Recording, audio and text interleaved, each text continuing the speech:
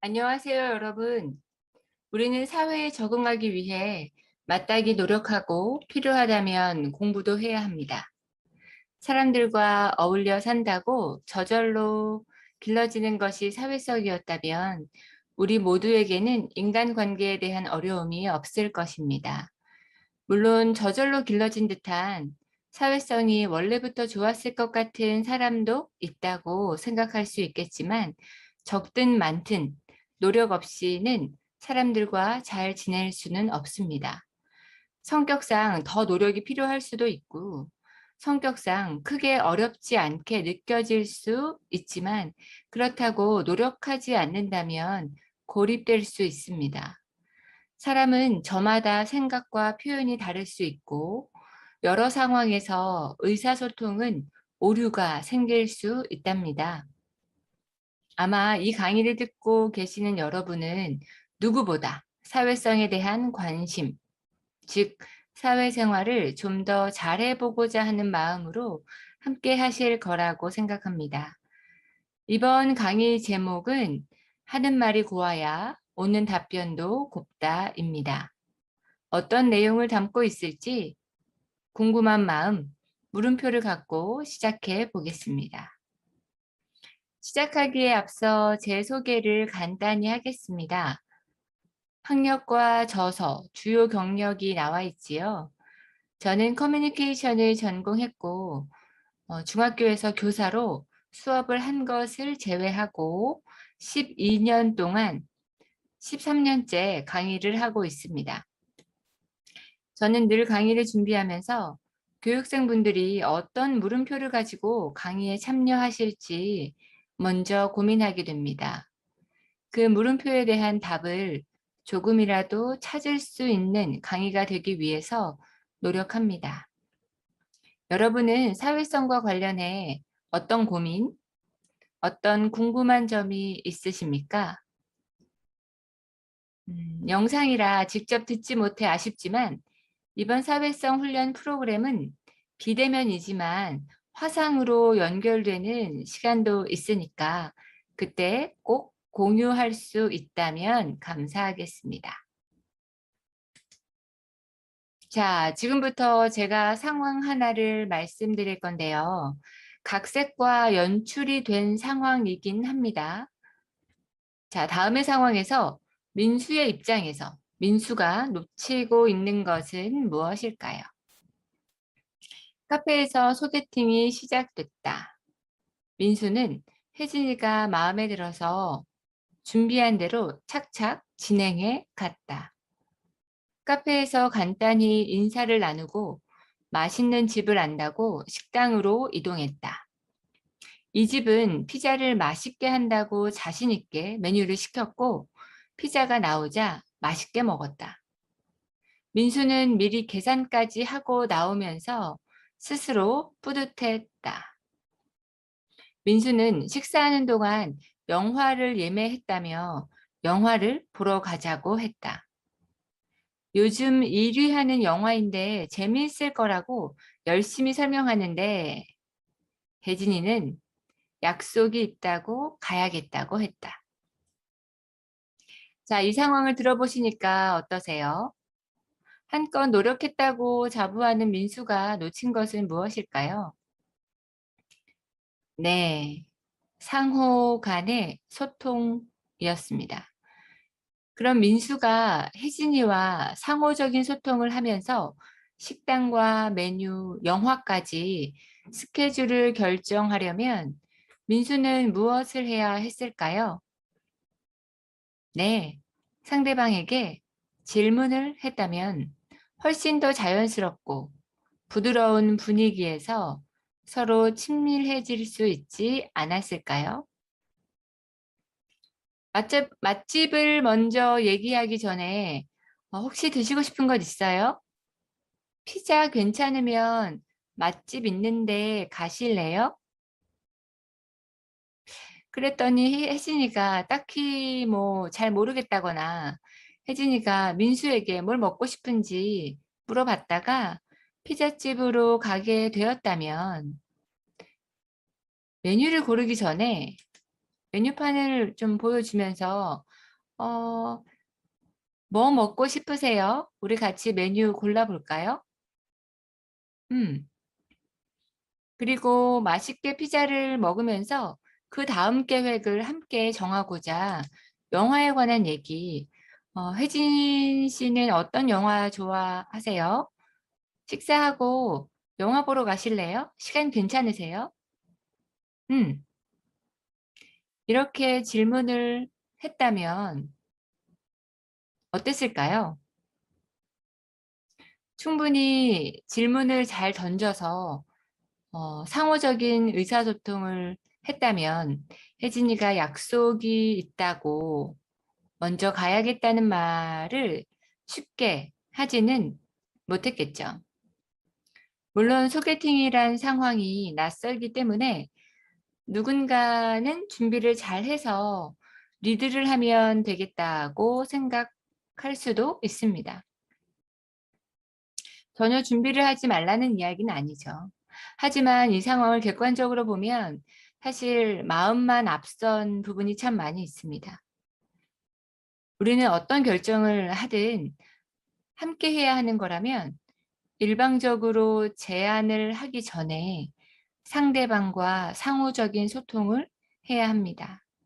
제안을 했다고 하더라도 그 제안에 응할 것인지 어떤 생각인지 물어봐야겠죠.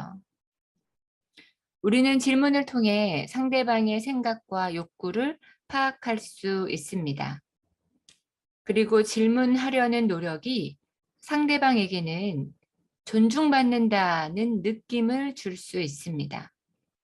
물론 이 상황에서 민수가 리드한다고 혜진이는 무력하게 가만히 있기보다 그저 얼마든지 혜진이도 스스로 의사를 표현할 수도 있습니다. 예.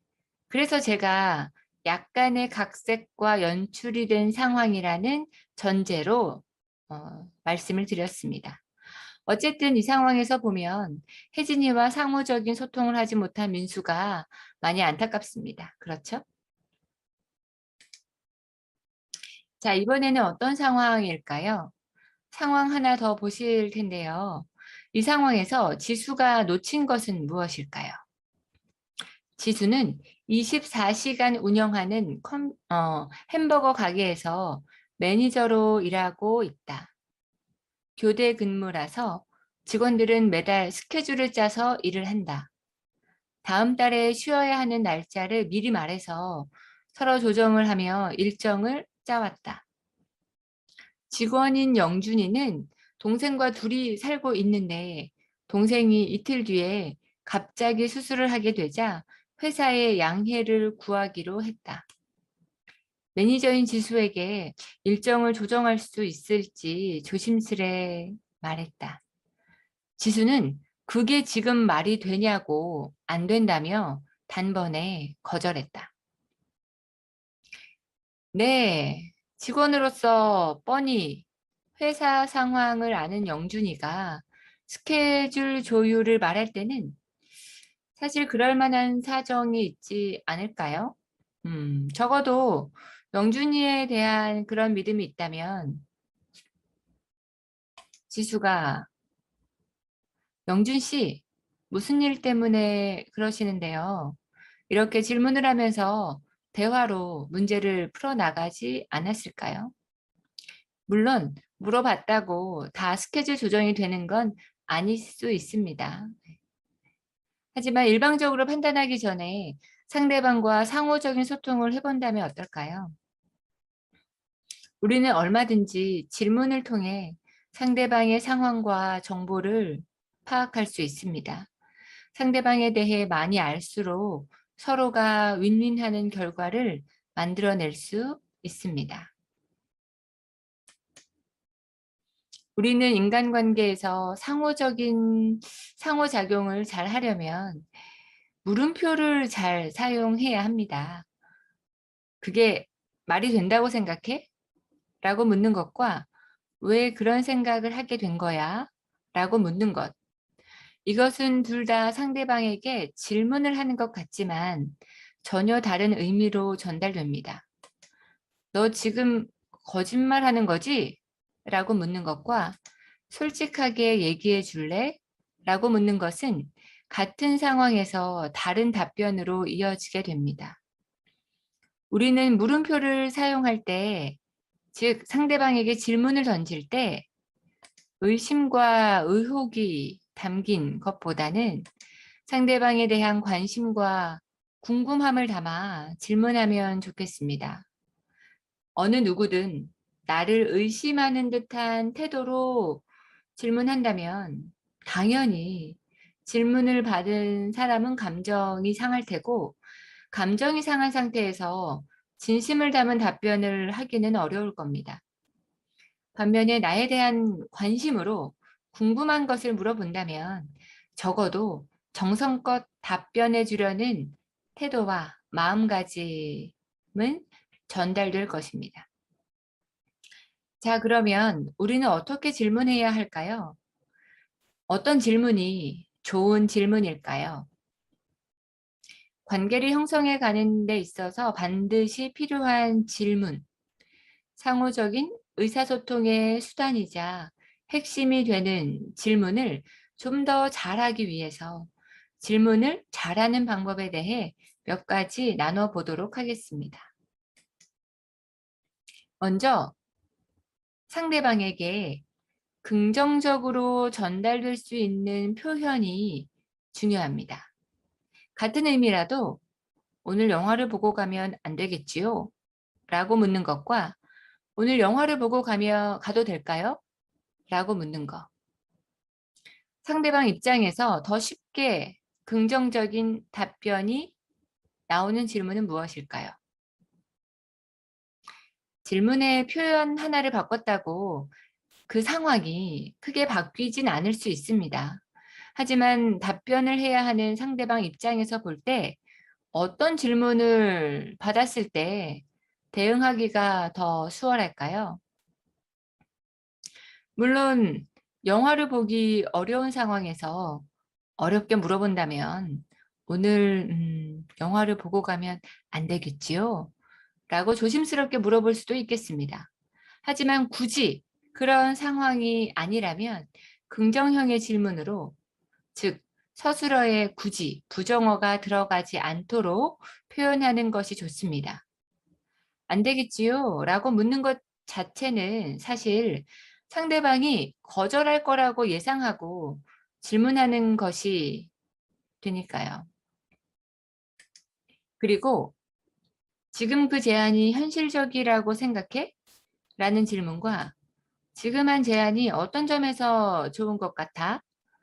라는 질문은 어떤 차이가 있을까요?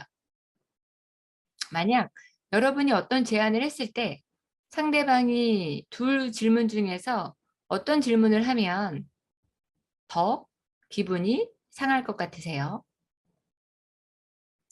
저는 첫 번째입니다. 제가 한 제안이 참 별로였다면 차라리 지금 한 제안이 어떤 점에서 좋은 것 같은지 설명해 달라는 두 번째 질문이 더 나을 것 같습니다. 여러분도 그러신가요? 같은 말을 해도 참 예쁘게 한다. 반대로 같은 말을 해도 참 밉게 한다라는 말이 이 두 질문에도 해당한다고 생각합니다. 질문을 하되 표현도 의미도 긍정적으로 전달된다면 우리가 하는 대화가 조금 더 긍정적인 방향으로 흐르지 않을까요? 처음부터 부정적인 방향으로 흐르길 바라지 않는다면 표현에 대해 생각해 볼 수 있으면 좋겠습니다. 두 번째로, 질문을 할 때는 광범위한 질문에서 세부적으로 하나씩 좁혀가는 것도 필요합니다. 회의를 할 때, 그리고 의사결정을 할 때 우리는 질문의 순서를 생각할 필요가 있습니다. 예를 들어 회식 메뉴를 정할 때 메뉴부터 정하고 식당을 정했는데 막상 인원수에 맞는 환경이 아니라면 다시 정해야겠지요. 처음부터 오늘 회식할 인원이 몇 명인지, 어떤 규모인지 파악하고 대상자들이 어떤 음식을 먹고 싶은지 물어보고 식단과 메뉴를 정한다면 적어도 같은 일을 괜히 두세 번 하게 되진 않을 겁니다. 만약에 여러분이 자동차 정비소에서 일하는 직원에게 저 자동차 관리에 대해서 좀 알고 싶어요 라고 물어봤다면 정비사가 무턱대고 이건 했냐 저건 했냐 라고 물어보는 것보다 마치 취조하듯이 그죠? 그런 것보다 차량 정비 기록을 관리하는지 어떤 항목으로 기록했는지 좁혀가면서 이것저것 필요한 것을 말해준다면 어떨까요? 훨씬 정리가 잘 되고 우선순위도 잘 잡히지 않을까요? 물론 광범위한 질문에서 시작해야 한다고 너무 추상적인 질문부터 시작하라는 의미는 아닙니다. 오해하지 마십시오. 질문은 기본적으로 구체적으로 던져질 때 답변하기 쉽습니다.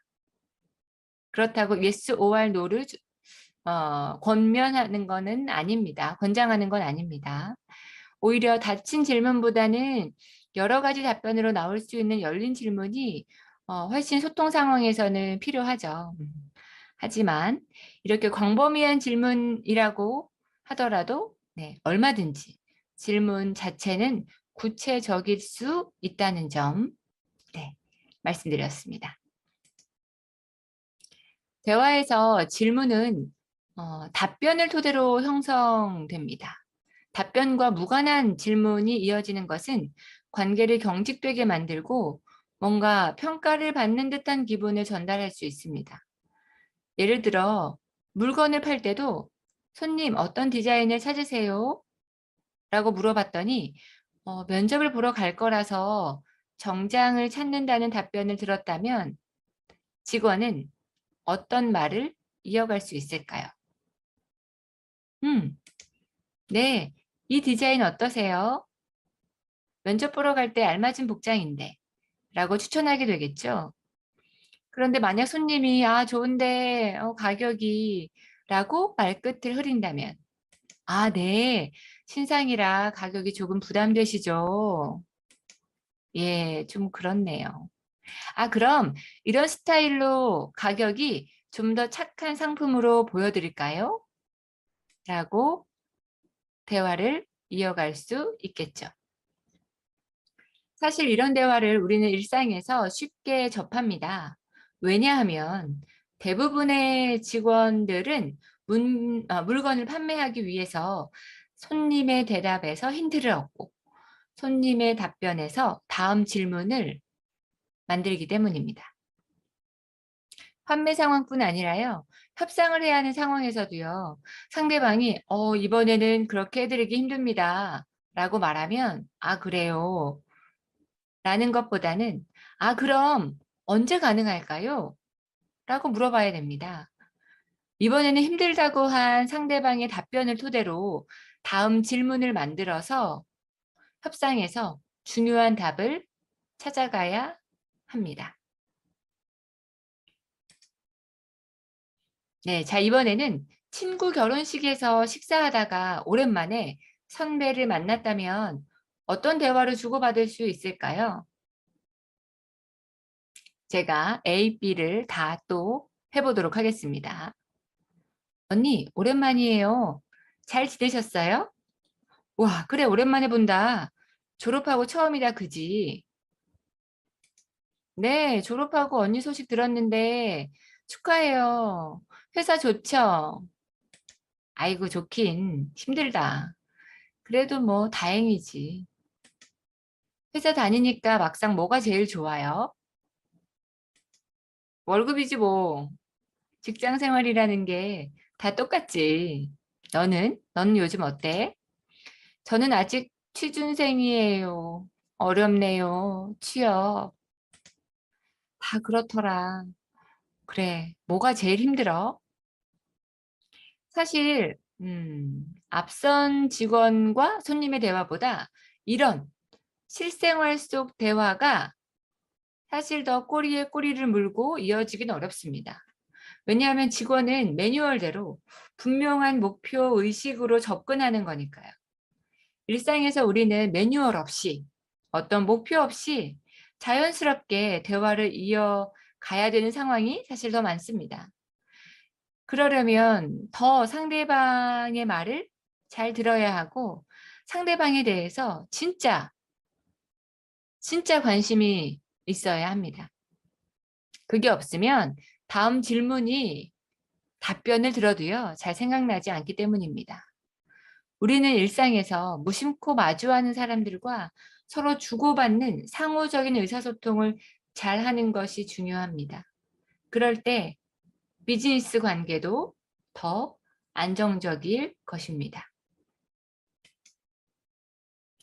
자, 지금까지 질문을 잘하는 방법에 대해 몇 가지 알아봤습니다. 첫째는 긍정적인 질문을 하라. 표현도, 의미도.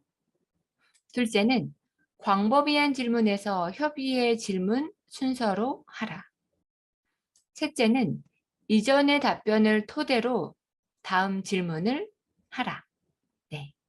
넷째는 질문한 후에는 말하지 말고 귀를 기울여라 입니다. 이 말은 사실 세 번째와 통합니다. 잘 들어야 다음 질문을 던질 수 있기 때문입니다.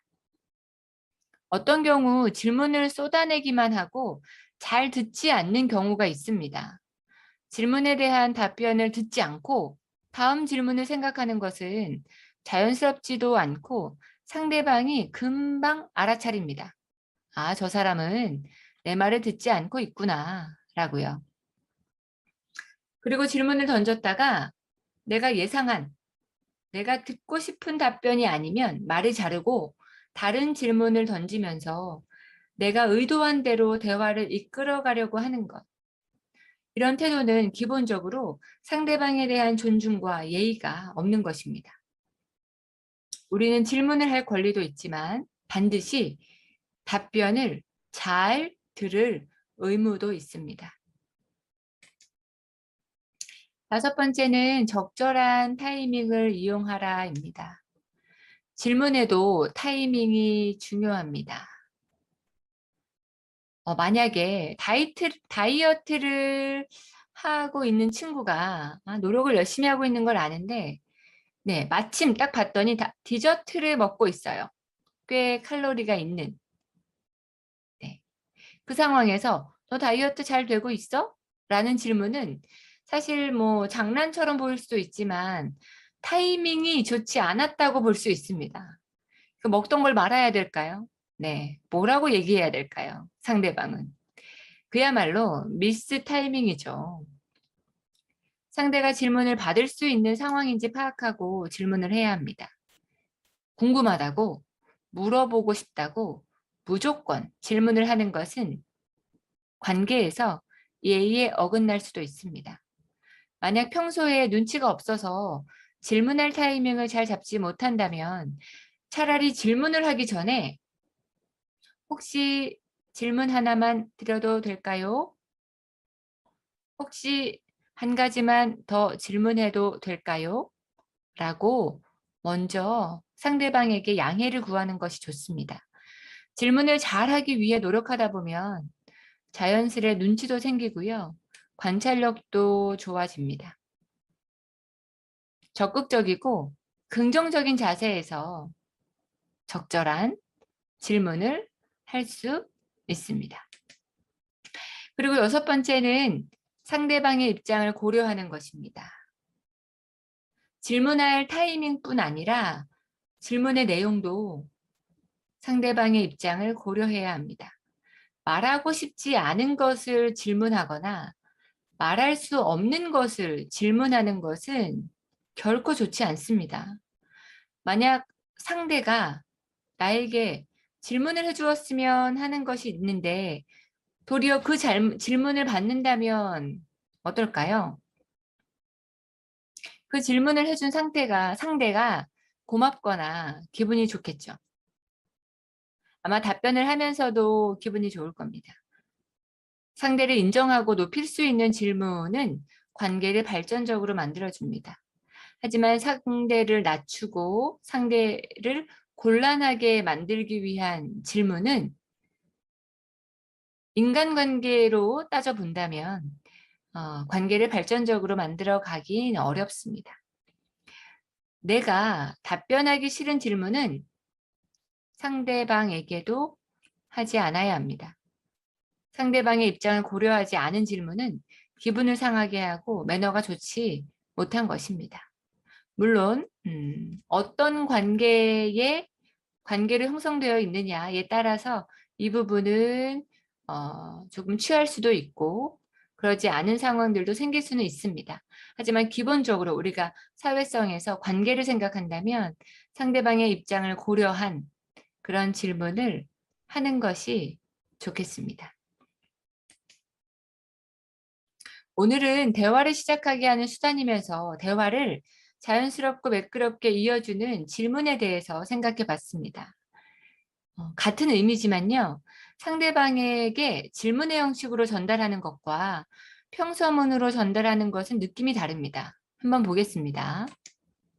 죄송하지만 한 번 더 말씀해 주시겠어요? 죄송하지만 한 번 더 말씀해 주십시오.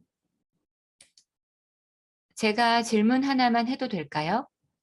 제가 질문 하나만 하겠습니다. 지금 기분이 어떠세요? 왜 그런지 말씀해 주시겠어요? 지금 기분이 왜 그런지 말씀해 주세요. 네, 느낌이 다르죠? 물론 평서문이 좋지 않은 표현이라는 말은 절대 아닙니다. 고압적일 수 있는 상황과 분위기에서 질문의 형식으로 표현하는 것만으로도 상대방은 충분히 존중받는다는 느낌을 가질 수 있습니다. 물론 모든 말하기를 질문으로 할 수는 없고요.